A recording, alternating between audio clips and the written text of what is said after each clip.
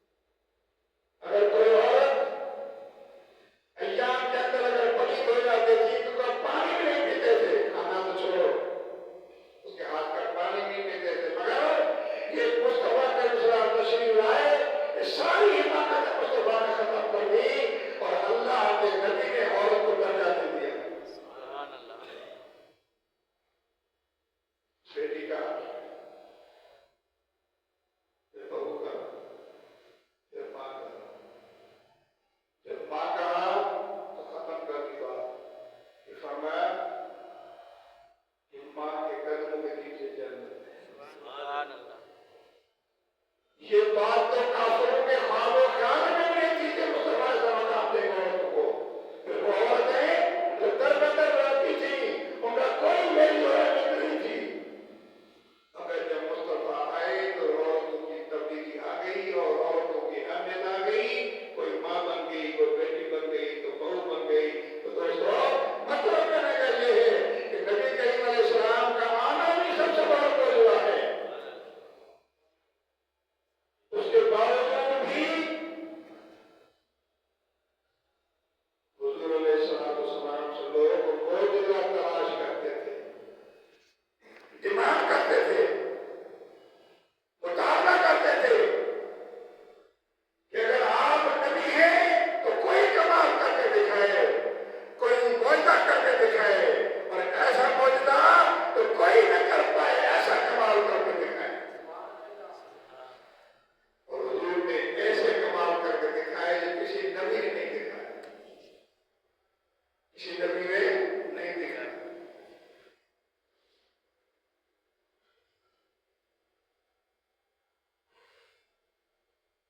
حضور علیہ السلام کی عظمت کو اگر دیکھنا ہے تو پورا قرآن تو قرآن ہے, سب حضور کی تعریف ہے.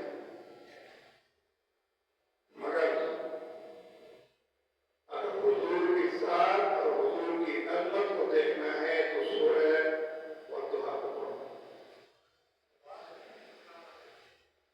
ایسی اور بھی ضرورت ہے, یاسین شریف کو پڑھیں. جو لوگ کہتے ہیں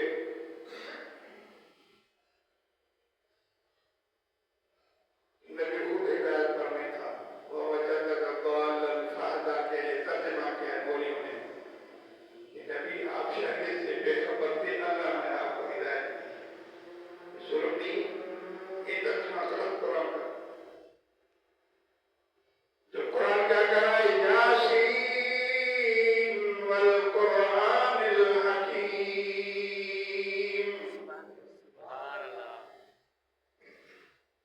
اور وہ ایک سردار, یاسین کیا مانا ہے, اے سردار.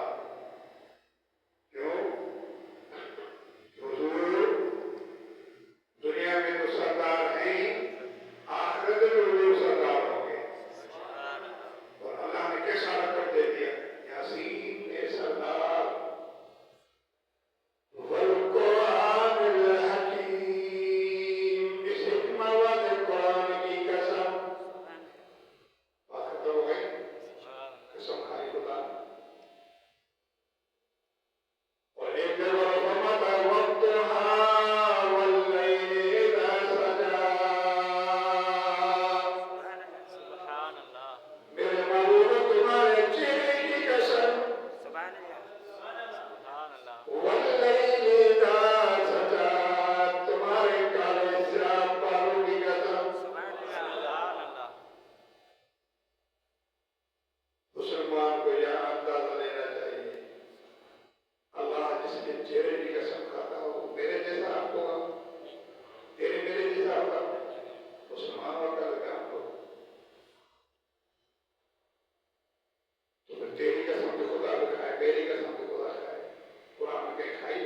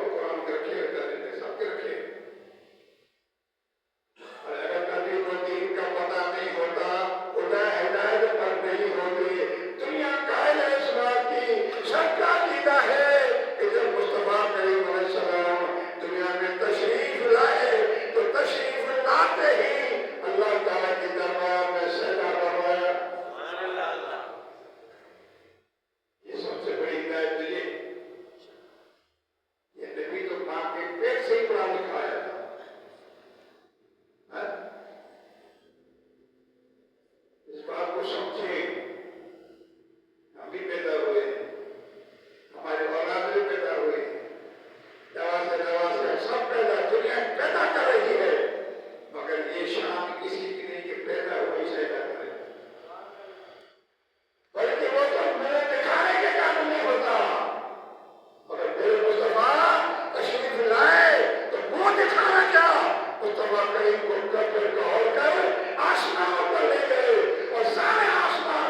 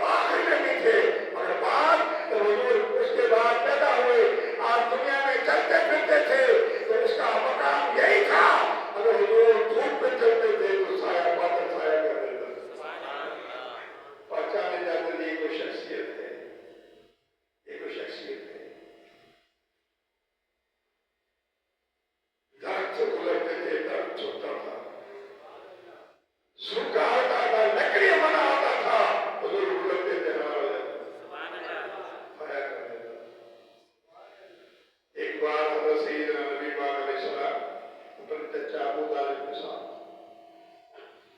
اور کچھ قریش مکہ کے لوگ تھے، سفر کیا، وقار کے لیے شام کی طرف چلے گئے۔ اب حضور کے بچے تھے، نواسے تھے آپ کے، ابو طالب نے آپ کو پالا، حضور وفات پائے، والد کی والدہ کی وفات ہو گئی، پھر آپ کی چچا نے آپ کو پالا، بڑی جان گزر سے پالا، جانے قربان کرتے رہے، کسی کو ضرورت نہیں تھی کہ حضور پر کلمہ گستاخ کا کہیں، کو پتا تھا کہ طالب نہیں چھوڑے گا، خاندانی اثر بھی تھا۔ حضور آ رہے تھے، باقی سفر میں بھی لوگ تھے، حضور کے چچا بھی تھے، حضور آگے چھوٹے تھے، آگے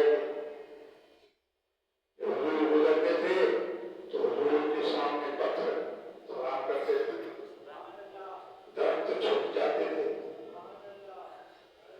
حالات قریش دیکھتے تھے،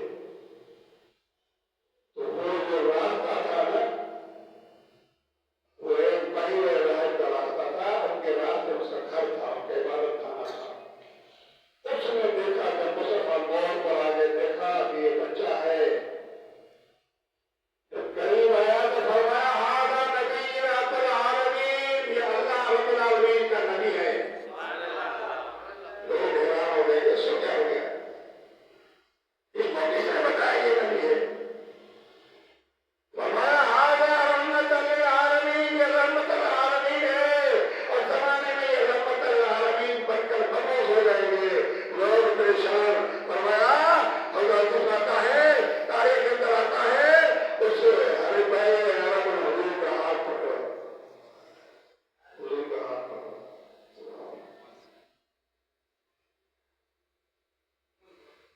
لوگوں کو بتایا کہ تمہیں پتا ہے یہ شہزادہ کون ہے؟ یہ شہزادہ ہے، نبی آخر الزمان ہے، اور اس کو اللہ نبوت کا تاج رکھا ہے، کہ دنیا میں مبعوث ہوگا تو اعلان کرے گا انا خاتم النبیین، کہ میں خاتم النبیین ہوں۔ حضور فرماتے ہیں جب غیر سے بغار سے جب باہر نکلا، وہ درخت جو پہلے بھی دیکھتے تھے، وہ جب نکلا تو سجدہ بھی کرنے لگے۔ پھر وہ کہتے السلام علیکم یا رسول اللہ، پھر تو کہتے السلام علیکم یا رسول اللہ، اب وہ کہتے السلام علیکم یا رسول اللہ، چھپ جاتے ہیں، سجدہ کرتے ہیں۔ جہاں جہاں جنگل کا حجر کا پتھر دیکھتا تھا، وہ پتھر بھی مصطفیٰ کو سلام کرتا تھا۔ اور آگے سے پوچھو تو کان کھول کے سنو، مولا علی فرماتے ہیں جب حضور علیہ السلام کے ساتھ میں جنگل و بیابان میں نکلتا تھا نا،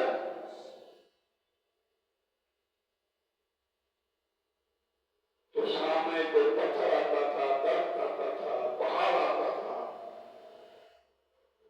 حضور کو دیکھ کر کہتا السلام علیکم یا رسول اللہ، السلام علیکم یا رسول اللہ۔ یہ اس زمانے کی بات ہے، السلام علیکم یا رسول اللہ ہم نے ایجاد نہیں کیا ہے۔ میدان کہتے ہیں انگریزیوں کا درود نہیں ایجاد ہو، یہ حضور نے نبوت کا تاج رکھا، جب آپ چلتے تھے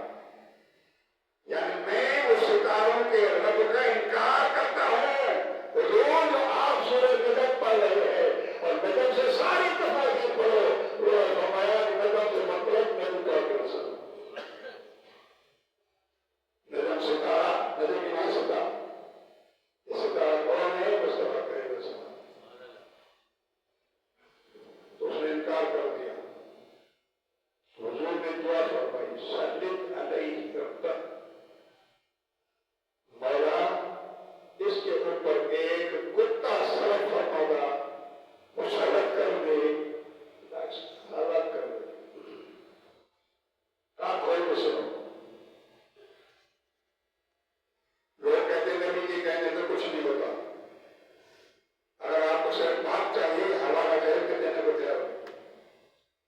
یہی الفاظ نبی کی چائے میں تو کچھ نہیں ہوتا. ارے نبی کے چائے میں سے کیا نہیں ہوتا؟ نبی کے چائے قرآن گواہ ہے بعد کعبہ بدل جاتا ہے. تم دنیا کی باتیں کر رہے ہو، نبی کے چائے میں کعبہ بدل جاتا ہے. آج کی مسجد کے پاس جو موجود ہے حضور کی بلندی جا کے دیکھو. جہاں حضور نماز پڑھا حضور نے دیکھا آسمان کی طرف رب نے دیکھا بہو ہم دیکھ رہے ہو. اگر آپ چاہتے ہو ادھر میں گھما دو. نماز میں حضور نے منہ گھما دیا، زور کی نماز تھی تو آپ ادھر بیت المقدس میں پڑھی، آپ کی کعبے میں پڑھی. آج کی مسجد میں موجود ہے. اللہ کو لے جائے جا کے وہ نفل کرو، کتنے کا ثواب ملتا ہے. کعبے کو طواف کرو الگ ہے، یہاں سے نماز پڑھو تو کتنے کا ثواب ملے گا. جہاں حضور نے نماز پڑھائی. تو دوستو حضور نے یہ دعا فرمائی. ابو جہل کو پتہ چل گیا. ابو جہل نے کیا کیا؟ یہ شام کی طرف روانہ ہو. واپس آ گیا. بات ہے شام کا واقعہ یاد آ گیا. یہ شام کی طرف روانہ ہو رہے تو ابو جہل نے کہا بات سنو، یہ بات میرے کانوں تک پہنچی ہے. میرے بیٹے نے بتایا ہے کہ نبی نے اس کے ہلاکت کی دعا کی ہے. اب نبی نے جو کہہ دیا ہے وہ ہو کر رہے گا. لہٰذا اس نے اس کی نگرانی کے لیے چوکیدار بنا دی. ان کو تنخواہ دیتا تھا. نبی جو کہتا ہے وہ ہوتا ہے. اور آج کے مولوی کلمہ پڑھتا ہے ممبر مصطفیٰ میں اتنا بڑا جھوٹ بولتا ہے کہ نبی کی کہنے میں اسے نہیں ہوتا. کتنے اندھے ہیں، کتنے اندھے ہیں. قرآن میں ہے اس بات کو. یہودیان نصرانیت حضور کی شان کو بڑھانے کی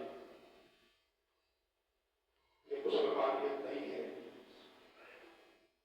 تو ابو لہب نے چوکیدار بنا دیے کہ دیکھ لینا میرے بچے کی نگرانی کرنا کہ ایسا نہ ہو کہ مار دے. سفر میں نکلے، شام کے قریب جا کر رات کو ٹھہرے. چوکیدار بیٹھے ہوئے. جنگل سے ایک شیر نکلتا ہے. یہ مشکات میں حدیث ہے. حجت اللہ علی العالمین میں حدیث موجود ہے. انوار محمد کی طرح بڑا لدھنی کے اندر میں یوسف نبان نے بیان کیا ہے.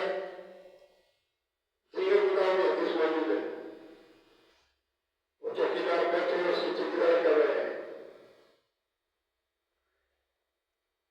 آدھی رات کو جنگل سے ایک شیر نکلتا ہے اور چوکیداروں کے آنکھیں بندے ہوئے. لیکن اللہ تعالیٰ کس طرح کا کام کرتا ہے. چوکیداروں کے آنکھیں بند ہو گئی جو سو رہے. وہ شیر جنگل سے نکلا ہے. سارے لوگ لائن میں سوئے ہوئے ہیں. سب کا منہ سوکھ رہا ہے. اور میں دکھا دوں آپ کو. کسی سے ترجمہ کرا دو اگر میرے ترجمے کو تمہیں یقین نہیں آتا. اس شیر نے آ کر سبھی کے منہ کو سونگا. جب اس کا سونگان ہے تو دو بار پکڑ کے دو ٹکڑے کر کے اس کو مار دیا. سمجھ آ گئی کہ یعنی جو نبی کا بیت وہ گستاخ ہوتا ہے اس کے منہ میں بدبو ہوتی ہے اور اس بدبو سے وہ پہچانا جاتا ہے کہ یہ نبی کا گستاخ ہے. سمجھ آ گئی بات. اور یہ بات واضح ہو رہی کہ نبی کی زبان سے جو نکلتا ہے وہ ہو کر رہتا ہے. وہ ہو کر رہتا ہے. تو دوستو ان لوگوں نے مصطفیٰ کریم علیہ الصلوۃ والسلام کی معجزے مانگے مرضی مطابق. یہ تنگ آ گئے. ایک بار حبیب یمنی کے پاس فریاد لے کر کے لیا ہے. ایک نوجوان بچہ ہے ہمارے حاکم کا. ہمارے خدا ان کے رات کہتا ہے ٹائم ہو گیا. یہ بات اگلے جو میں کو بیان کروں گا. اگلے جو رمضان شریف آ رہا ہے یہ بات ادھر ختم کر دیتے ہیں. تو یہ بات آپ یاد رکھیں کہ نبی کریم علیہ السلام کے